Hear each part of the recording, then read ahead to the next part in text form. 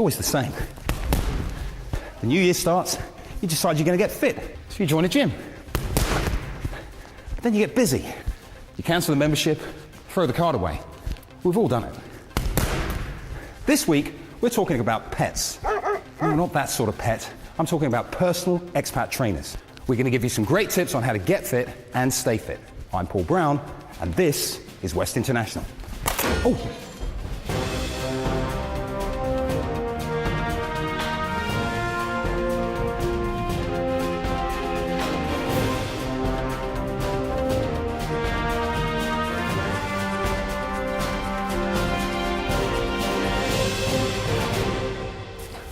While keeping fit is good for your physical and mental well-being, for some people going to the gym alone is not enough. That's why they need additional support in the form of counselling or coaching. Find out more in our service item. As this week is Valentine's week, our expats in the VOXPOPS give us their definitions of love, and also an insight as to how Valentine's is celebrated in their home country. And while we're on the subject of romance, they say the key to a man's heart is through his stomach. I'm not sure about that, but let's see what Nicola's cooking up this week. This week I'm in The Hague, and today I'm visiting Patricia Espejo Fernandez. Patricia is from Peru and has worked for the UN and the Peruvian embassy here in The Hague, and now she's a Spanish language trainer.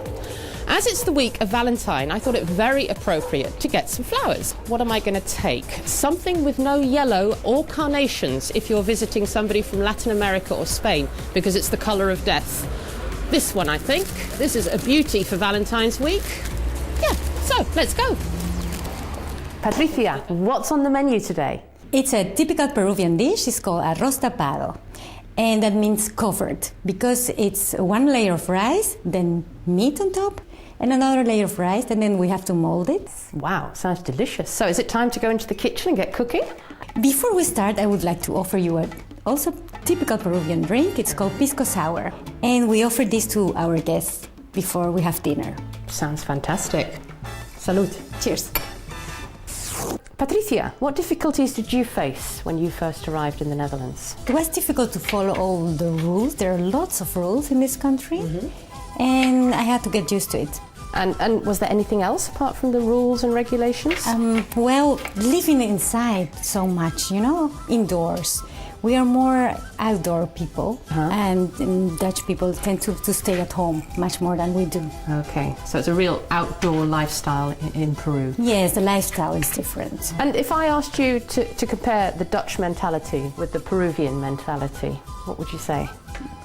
People in South America smile more, maybe they are happier with a little, and even if they have problems, they keep on smiling. And here people are, they are more like not really satisfied very quickly. I think that's a very important difference. Anything else? Any other big differences that spring to mind? When people are in a party, people just remain seated most of the time, whereas we tend to be more active. We are moving around, and after dinner we have some people dance, or maybe if somebody comes with a guitar, starts singing, and everybody starts singing. It could happen here too, of course. But especially after one of your, what was it called? Pico sour? What was it called? After pisco sour, everybody loses a little bit. So it's possible too. So Patricia, I get the impression that food is very important in Peruvian culture. Is that correct? Yes, food is very important in our culture. We get together, and 2 or 3 people are cooking, are involved with making the food, and the other people are talking, and it's a part of the whole getting together and being in a group and having fun. So the preparation, like we did today together, is part of the whole ceremony of getting together and having a meal? Exactly. Yeah. What have you done, or what did you do to make yourself feel more at home here in the Netherlands? I try to adapt myself, but I also try to keep my own traditions at the same time. I prepare very often my own food, and I try to surround myself with things that are typical or very valuable for for me or from our culture, like this old art, which makes me really feel at home. Okay, so basically sticking to a little bit of your own traditions from Peru and surrounding yourself with art, and in this case artifacts from your country. That's what makes you feel at home, or still makes you feel a little bit Peruvian. When I look at them, I really feel like I'm at home. I'm a little bit in Peru. Salud. Salud. And before we start eating, Patricia, is there anything I should be aware of, tradition-wise, before, during, after dinner? It's a tradition to stay for a while after dinner. So I don't have to stack the dishwasher straight away? No, please. Okay. Don't do that. Well, everybody, that was it for this week. If you'd like more information on what we cooked here this evening and what we drank earlier on, please go to our website. Bye-bye. My definition of love is giving without expecting. Is someone like totally caring about you, whether it's in a good or a bad way. Somebody you can't get away with, that's love, you know, somebody you can't get away from. Someone who makes you feel warm inside, and someone who you can laugh and you can cry with and be yourself. All the crazy things, all the nice things and all the horrible things as well, but being yourself mainly. If I'm willing to do anything for that person, then that's love. Accepting the person like he or she is. Sacrifice and giving and making people happy. Love is giving yourself, your heart to others, and to receiving in return, but also most importantly is the gift is what you get from giving love. To be honest, as I've learned, love is too hard to explain with words. You should love somebody the way you feel the person should love you.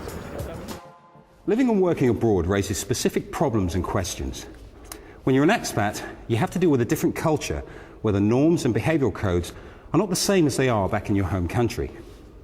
In the work arena, this can be a source of misunderstandings and frustrations. Also at home, where the choices you have to make to deal with an international career can be a source of tension. All of these problems are very difficult to deal with when you're away from your home country. And of course, it's very difficult to find someone to confide in, especially in your own language. Requiring counselling or coaching can still be perceived as a sign of weakness. However, hiding emotions and frustrations can cause dissatisfaction with your performance, lack of motivation, and stress or conflicts at work. Well, expats who encounter, issues in their work or in their private life, often they have a relocation manager at work or a human resource manager. But I find that they're sometimes quite reluctant to go to that person to open up about their problems. And that's understandable, especially when you consider the pressure for the expat seconded from abroad. The company has invested time and money to relocate the employee and their family, and therefore have high expectations. It's hardly surprising then that many expats feel that they shouldn't really complain. It's really important, I think, for especially those people to be able to find someone who they can trust and they can rely on and confess to in their own language. That not only applies to working expatriates, but also their partners, who may feel somewhat isolated in their new environment. And also studying expats, who are facing the challenges of adapting and fitting in. So, we've heard that expatriate counselling is available in your own language. However, it is also important to be able to confide in someone who can specifically relate to what you are going through. It's really nice for people to be able to go to have expatriate counselling from counsellors who have had that experience themselves, so that they can really relate from first-hand experience to what the issues are that people need help with.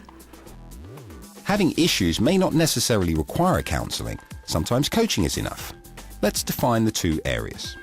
A coach helps you gain an insight into your problems and guide you towards solving them. Coaching is usually individual, but in the case of a relationship conflict, it could be useful to have one or more sessions with the other person present as well. Counselling, on the other hand, goes a little deeper and gives you an insight into the causes of your problems and emotions. Negative feelings are transformed and hopefully your problems will disappear. When you need this support, it's worth taking the time to seek out qualified and experienced coaches and counsellors in your region. Just finding a good coach and counsellor can make such a difference, and it can really, maximize your experience as an expat abroad.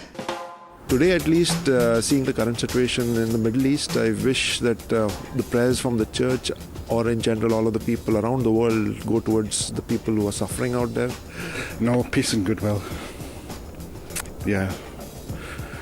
Because he's talking about the Middle East, but there's all sorts of other horrible things going on. So the sooner it's all put an end to, the better. So that's my Valentine's wish. Everyone will be happy with who they are, really. Because it's hard. I know quite a few people don't like themselves, but just that people would love who they were first. And for every human being that is alive, let's love and show love to one another. Do you love Mama? Yeah. Do you love Papa? Peter and Grace, I love you. Hello, my darling husband, Sonna. Happy Valentine's Day. Love you very much. My darling, I love you forever. Nada, que te quiero muchísimo y ya lo sabes porque lo he dejado todo por ti y yo sé que tú también harías lo mismo por mí. Salut mon papounet, on t'aime mon chéri. For those of you who have an issue with sugar, please accept my apology for the sweetness of that last item. Actually, in all seriousness, with all the bad things going on in the world, it's nice to know that there's still room for love. Anyway, we're nearly at the part of the show where it's time for us to give you 3 tips on how you can introduce some exercise to your busy schedule. But first, let's go and see Cecilia.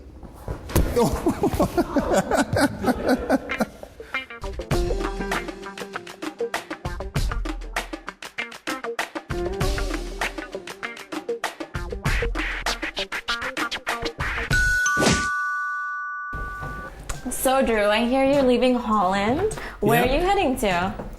My wife and I are being transferred to Bangalore, which is a city in India.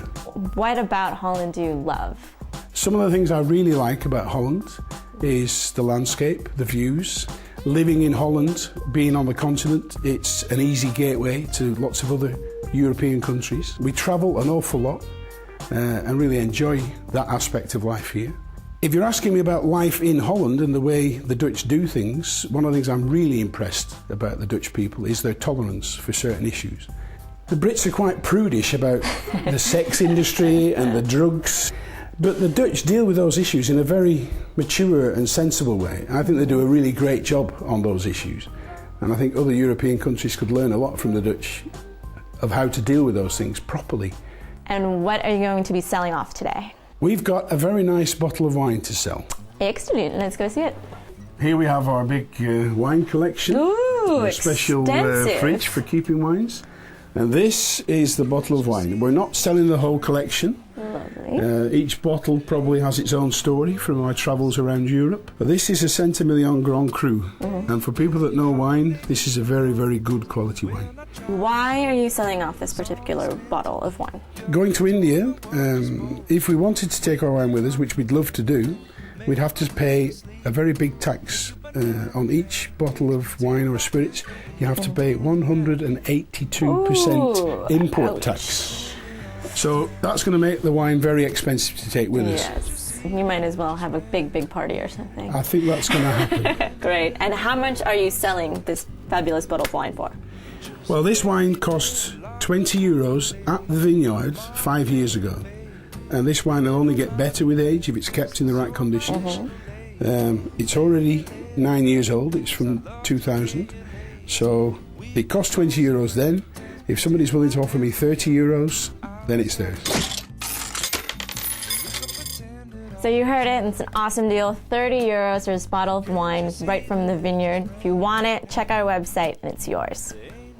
Thank you. What are you going to miss about Holland? Culturally, I'm going to miss the orange fever that takes over the Netherlands whenever there's any kind of national event, like the Queen's birthday or a big soccer match. They're playing in a tournament in Europe or the World Cup. Everybody goes mad. The whole country becomes orange. Yeah? The people dress up in orange. The streets are decked out in orange. I think that's fantastic that a small nation like the Netherlands is proud to stand up and say to the world, we are orange, we're Dutch, and we're here. I think that's fantastic. I will really miss that as well. And what are you going to take with you that will remind you of all these good times? I'm going to take this little scuba diving pig.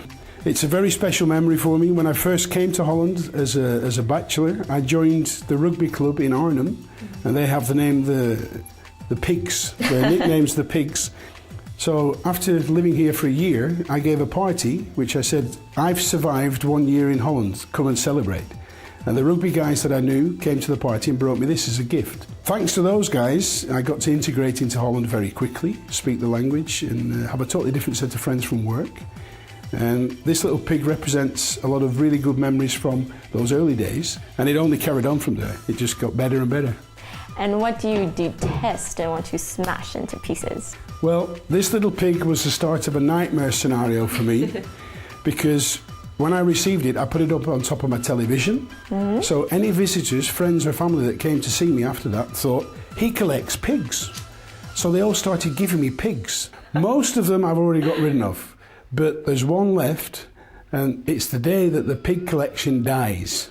Moment of truth, time to end the piggy collection. Okay, well, now I'd like to introduce my wife, Miranda, and give her the chance to smash the pig, because although I hated the collection, she hated it with a vengeance. Finally, I can smash it. Finally. Magic. There goes Piggy. All right, bye-bye. Bye, Holland. Bye, Holland. Bye. This is Drew and Miranda signing off. If you're leaving the Netherlands soon, let us know, and maybe I'll be ringing your doorbell.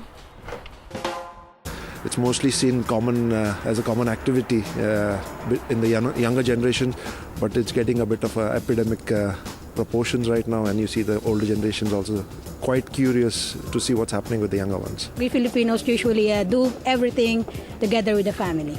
Normally it's up to the man to get a nice present, chocolates, perfume, roses for the lady, and maybe take her out somewhere. You just show your family you care more than you'd normally do. Usually you would send a Valentine's card, you might go out for dinner, do something special to mark the, that you love each other. A kiss, card. Buy flowers, have a nice dinner, stay out, lodge in the hotel for a night and come back the next day.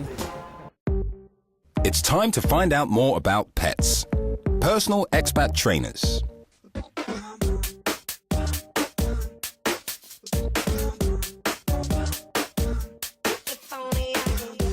Tjeerd, I'm someone who, in the past, I've joined a gym, got too busy, only stayed there 2 or 3 months, went a couple of times, and then cancelled the membership. How do I avoid getting into that situation again?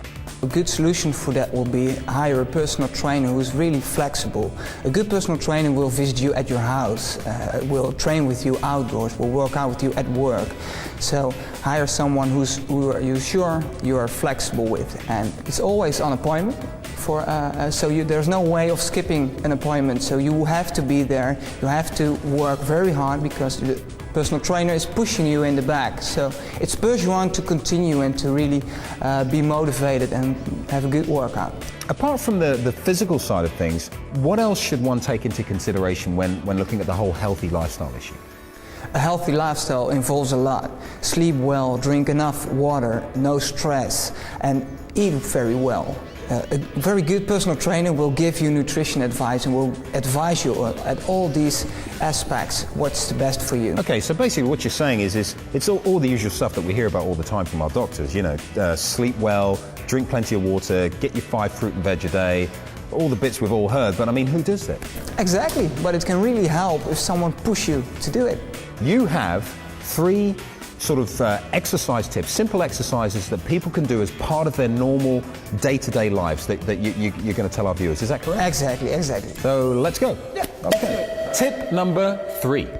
Everybody is brushing their teeth twice a day. Right. Just make sure you're standing on 20 seconds each leg on one leg. Okay. While brushing your teeth. If it's too easy for you, just stand on the toes. Stand up on the toes. Whoa. And try to keep your balance. That's harder. That's harder. Okay, and how's this helping me? This is really working the balance. In a normal daily life, you're just sitting behind a desk, driving, you sit a lot. This is really working the balance. Do you feel it? I do. You're not standing very stable, well, so no, I do. I think this is good exercise for you. Okay, tip number 3, stand on one leg whilst brushing your teeth morning and night. Tip number 2. Everybody has a carpet at their work or at their house. Okay. Just sit like this, foot up, straight back, hands next to your feet, foot are going forward, upper body backwards, a little movement ball, and back. Good. And try to be as focused as possible. Work out the core muscles. Okay, and this I can really feel in my stomach actually. So simple exercise on the floor, only your bum touching the floor. Exactly. Feel it in your stomach. Oh, tip number 2. Finally, tip numero uno. You've got to have a ball at work. A ball? Yes, this kind of ball. Just place it behind the desk. Instead of your regular chair, just sit down behind the desk, computering for 45 minutes, wiggle around a little bit. You're working out the core muscles without having any more time than normally. So you're saying that employees now should turn up with I'd be very concerned if I came into my company on Monday and everybody was sitting on balls. Just 45 minutes every day, every employee. So are we to expect hundreds, thousands of people coming to work with these on the tram now? Is that how it's going to work? You can also ask your chairman to buy a ball and place it at work. You don't have to bring it every day. There you go, a ball, sit on the ball, roll around, do the thing, and it'll keep you in very good shape and look after your back and your stomach muscles. Is that exactly. fair to say? Yeah, excellent. very good. Okay, thanks once again. Let's have a look at the cultural agenda. Every Thursday evening, international expat bowling leagues involve different organisations from the international and local community. Photographic exhibition, Colombians in the Netherlands. This project intends to visualise the struggles and satisfactions of immigration, as well as further integrate the Colombian community into the Dutch environment.